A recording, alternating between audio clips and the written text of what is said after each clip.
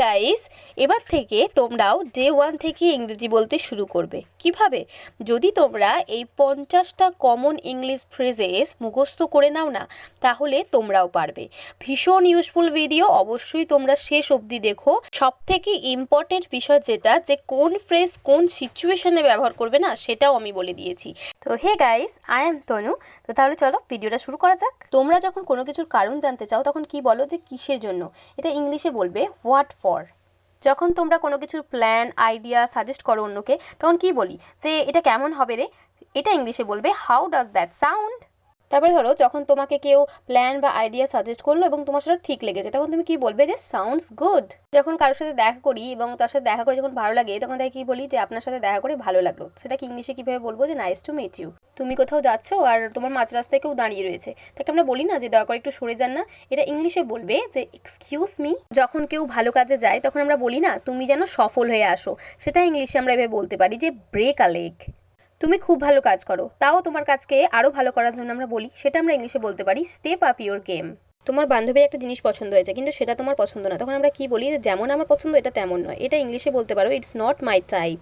তোমার কোনো বন্ধু রয়েছে যে সব কাজ করতে যাওয়ার আগে ভীষণ ভয় পায়, তাকে এনকারেজ করার জন্য তুমি কি বলো, চেষ্টা তো করে দেখ, এটা ইংলিশে কিভাবে বলবে, গিভ ইট আ ট্রাই। ধরো তোমার মধ্যে আর একজনের মধ্যে ভীষণ ঝামেলা হচ্ছে, সেখানে তুমি বুঝতে পারো যে এটা তোমারই ভুল, তখন তুমি স্বীকার করে নাও যে আমারই ভুল, সেটা তুমি ইংলিশে বলতে পারো মাই ব্যাড। ধরো অনেকদিন পর একজনকে দেখলাম এবং তাকে দেখে আমরা কি জিজ্ঞেস করি, কেমন আছেন আপনি, সেটা ইংলিশে কিভাবে বলবে, হাউ হ্যাভ ইউ বিন।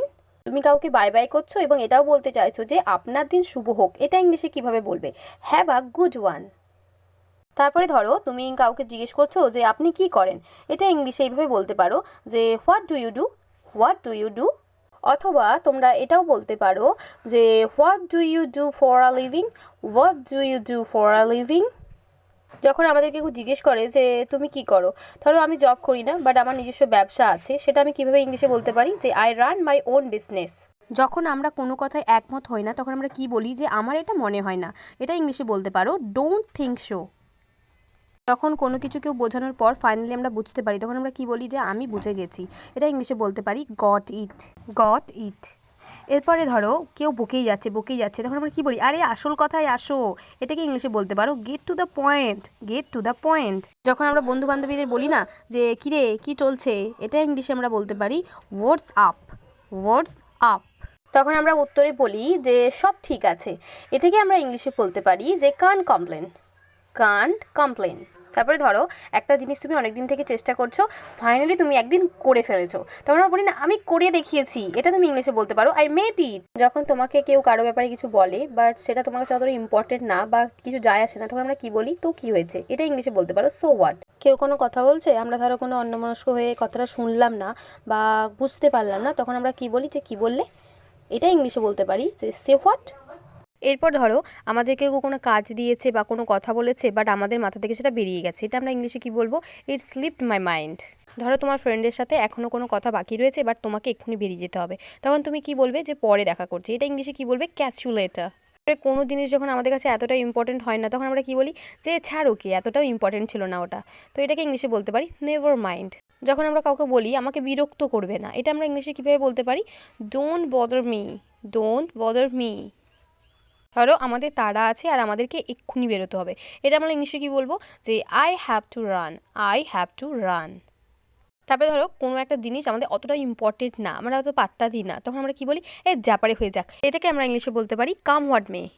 এবার ধরো তোমার একটা পরিচিতিকে তুমি অনেকদিন পর দেখেছো এবং তাকে বলছো আপনার এখানে কেন আসা হলো, এটা ইংলিশে তুমি বলতে পারো হোয়াট ব্রিংস ইউ হেয়ার।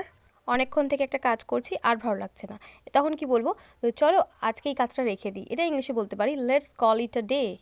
যখন কেউ তোমাকে সরি বলে আর তুমি তখন বলো আরে কোনো ব্যাপার না, এটাকে আমরা ইংলিশে কি বলতে পারি, যে নো প্রবলেম, নো প্রবলেম। যখন কেউ থ্যাংক ইউ বলে, তখন আমরা তাকে কি বলি, না না ঠিক আছে কোনো ব্যাপার না, এটাতে আমরা ইংলিশে বলতে পারি নো ওয়ারিজ, নো ওয়ারিজ। ধরো একটা জায়গায় আলোচনা হচ্ছে আর তুমি সেখানে থাকতে পারবে না, তখন আমরা বলি না আমাকে খবর দিতে থাকবে, এটাকে ইংলিশে বলতে পারো keep me in the loop. ধরো তুমি কোনো ভুল কাজ করেছো আর তুমি বলছো যে এমন দ্বিতীয়বার আর হবে না, এটাকে ইংলিশে বলতে পারো ইট ওয়ন্ট হ্যাপেন এগেন। ধরো কেউ কোনো কথা বলছে আর তুমি তার কথার সাথে কিন্তু একমত, তখন আমরা কি বলি, হ্যাঁ সেটা ঠিক, এটাকে আমরা ইংলিশে বলতে পারি দ্যাটস ট্রু। যখন কোনো বন্ধুর ভালো ভালো ড্রেস দেখে তাকে বলি তোর পছন্দ ভালো, এটাকে ইংলিশে বলতে পারি ইউ হ্যাভ গুড টেস্ট। কিছু বলার পর যখন আমরা কাউকে জিজ্ঞেস করি তুমি বলো তুমি কি বলতে চাও, এটাকে আমরা ইংলিশে বলতে পারি what do you say, what do you say. ধরো কোনো জিনিসে আমি নারাজ বাট আমাকে তাও মানিয়ে নেয়, তখন বলে তুমি আমাকে মানিয়েই নিলে, এটা ইংলিশে বলতে পারি ইউ সোল্ড মি। যখন মা বলে এই রান্নাটা করতে অনেক সময় লাগবে, তখন তুমি বলে আরে বেশি সময় লাগবে না, এটাকে ইংলিশে বলতে পারি I will only be a minute. একটা লিফটে তুমিও ঢুকেছো আর একজন ঢুকেছে, তখন তুমি বলো না আরে আগে আপনি বেরোন, তখন এটা ইংলিশে বলতে পারো আফটার ইউ, আফটার ইউ। ধরো কেউ কিছু কাজ করছে আর তুমি তাকে বলছো তোমার কি হয়ে গেছে, এটা আমরা ইংলিশে বলবো are you done, are you done.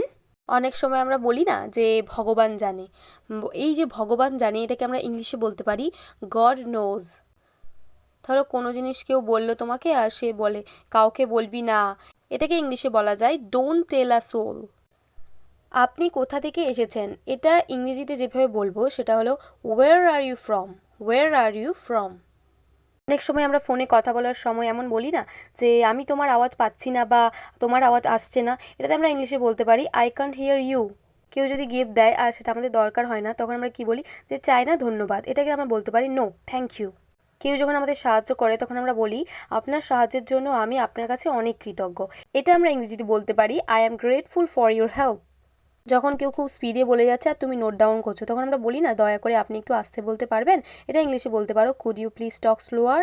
আজকের ভিডিও এই অবধি ছিল, আশা করছি আজকের ফ্রেজেসগুলো তোমাদের খুব ভালো লেগেছে। তোমরা বাড়িতে অবশ্যই এটা প্র্যাকটিস করো, 5 মিনিটে আরামসে তোমাদের এগুলো হয়ে যাবে। আর প্লিজ বলার চেষ্টা করো, বলবে তবেই শিখবে। ভিডিওটা বন্ধুদের সাথে অনেক অনেক শেয়ার করো, আর ভিডিও ভালো লাগলে অবশ্যই লাইক করো, কমেন্ট করো, প্লিজ একটা কমেন্ট করো, তোমাদের একটা কমেন্ট আমাকে অনেক মোটিভেট করে। চ্যানেলে যদি নতুন হয়ে থাকো চ্যানেলটাকে সাবস্ক্রাইব করে দিও, তারপরে আসা বেল আইকনটাকে ক্লিক করতে ভুলো না। তো চলো আজকের মতো bye, thanks for watching, be confident, bye by.